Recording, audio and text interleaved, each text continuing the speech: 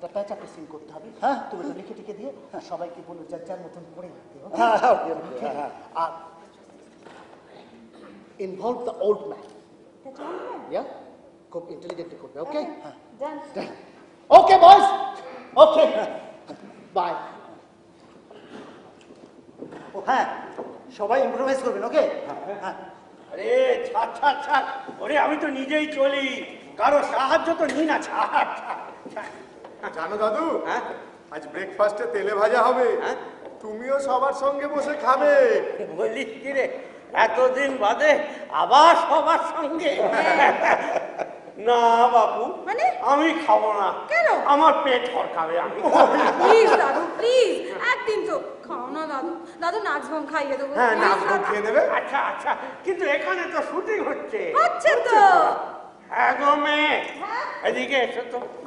এই আমাকে যে এভাবে সাজিয়ে গুজিয়ে নিয়ে এলে, আমাকে কি হিরোর পাঠ দেবে নাকি? হ্যাঁ, আর এই বুঝি আমার হিরোইন?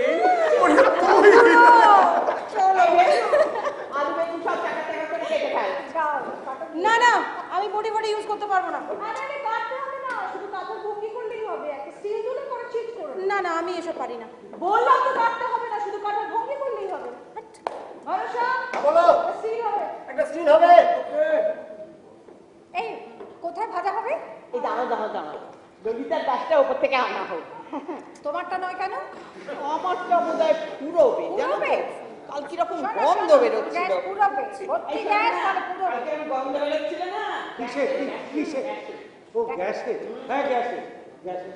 এই দাঁড়াও, বাবা রান্নাঘরে দেখি কি অবস্থা। ঠিক আছে, আমি দেখছি। হ্যাঁ দেখো বাবা, তাড়াতাড়ি কর, এদের সব আর এক্ষুনি আরম্ভ করবে। আরে সর্ষের তেলটা কে দেবে?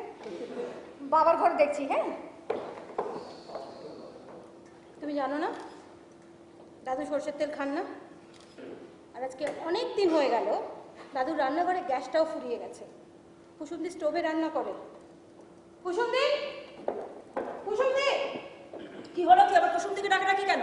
তুমি দাদুর রান্না স্টোভে করো না? হ্যাঁ, স্টোভেই করি। গ্যাস অনেক দিন ফুরিয়ে গেছে। দেখেছো? দেখবার কিছু নেই। এই যে এনারা দাদুর ওষুধ যখন ফুরিয়ে যায়, এনাদের মাথায় কাছে না। তুমি বলছো গ্যাস?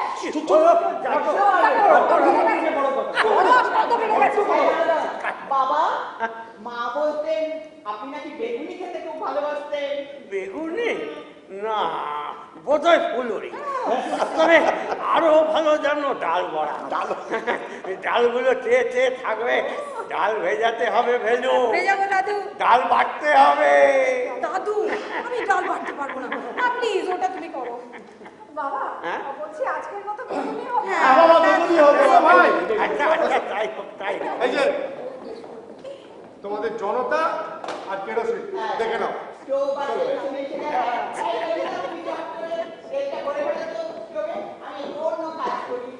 আমি পারবো না তেল ভরতে।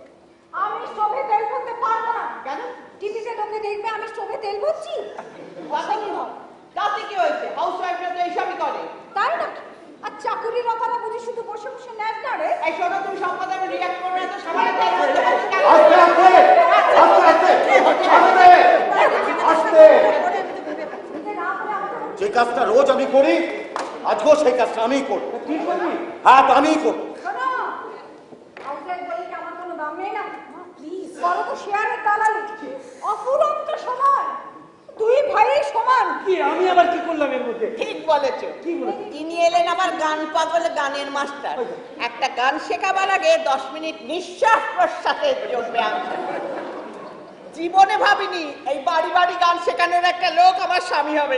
একটু যাতা বলছো প্রীতি, একদম বাজে কথা বলবে না। মেজো বৌদি, মেজদা যথেষ্ট ভালো গান জানে, তুমি গানের কিচ্ছু বোঝো না। বাবা, দুই ভাই এখন এক হয়ে গেছে। এক হয়ে আজকে নয়, বরাবরই ছিলাম। বরাবরই আমরা তাই ছিলাম। কিন্তু বিয়ের পর থেকে দেখছি তোমাদের দু বউয়ের মধ্যে ঝগড়া।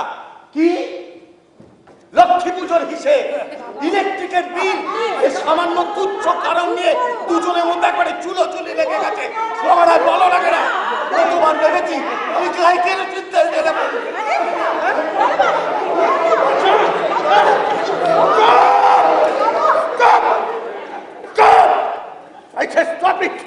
কোথায় গেলে? এদিকে এসো।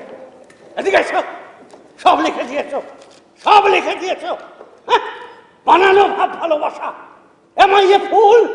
দেখ ফেলু দেখ, ভেবেছিলাম সত্যি সত্যি মেয়ে কোবার হবে।